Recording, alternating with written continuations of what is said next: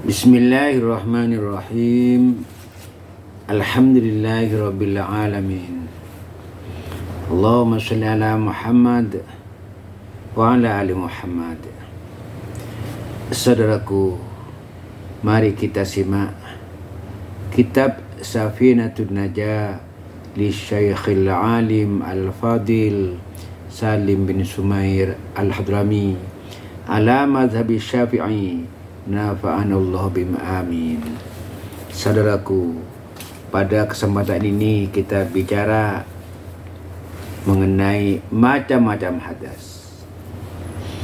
Sebelum kita membaca kitab Safinatun Najah, sedikit penting memahami pengertian hadas. Hadas itu kan bahasa Arab. Kalau kita artikan ke dalam bahasa kita, hadas berarti kejadian atau peristiwa atau kasus. Ketika ada kejadian seperti buang air, baik kecil maupun besar,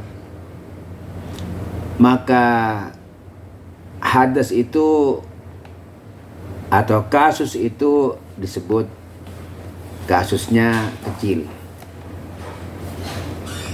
Nah, ketika ada seorang wanita melahirkan atau keluar darah nifas setelah melahirkan, itu kasusnya disebut besar atau hadas besar.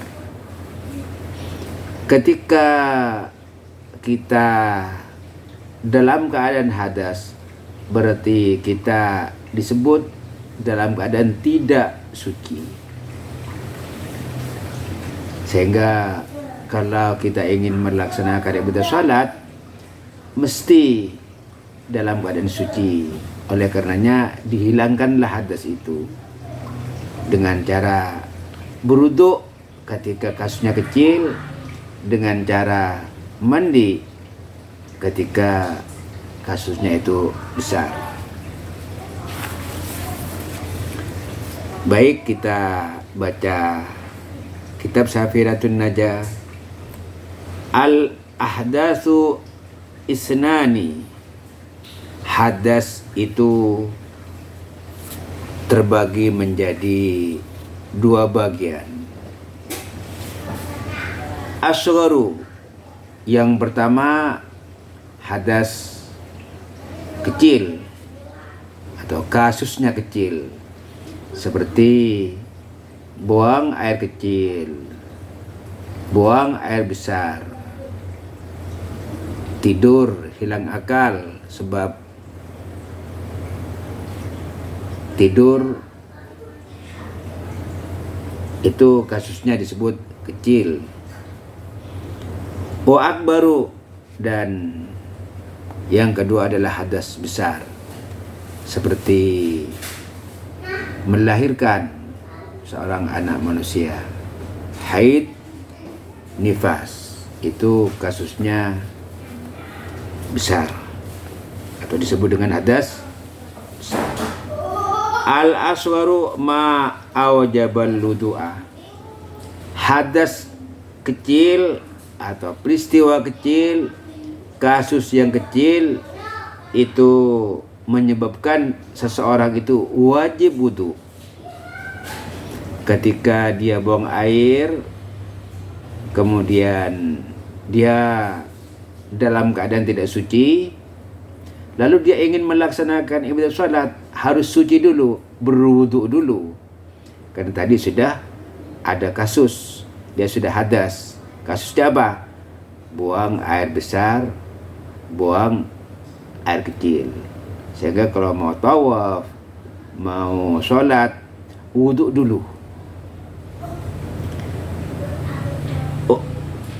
Wal akbaru ma awjabal ghuslah.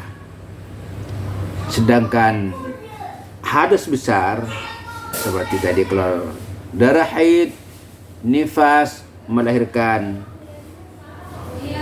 adalah mewajibkan seseorang itu mandi.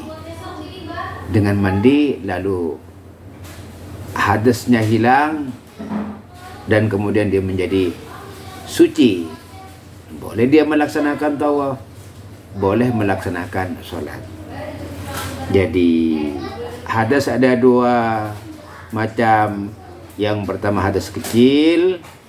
Nah, cara menghilangkannya dengan cara berwudu. Yang kedua hadas besar, cara menghilangkannya dengan cara mandi wajib. Mudah-mudahan bermanfaat. Amin ya mujibas sa'ilin.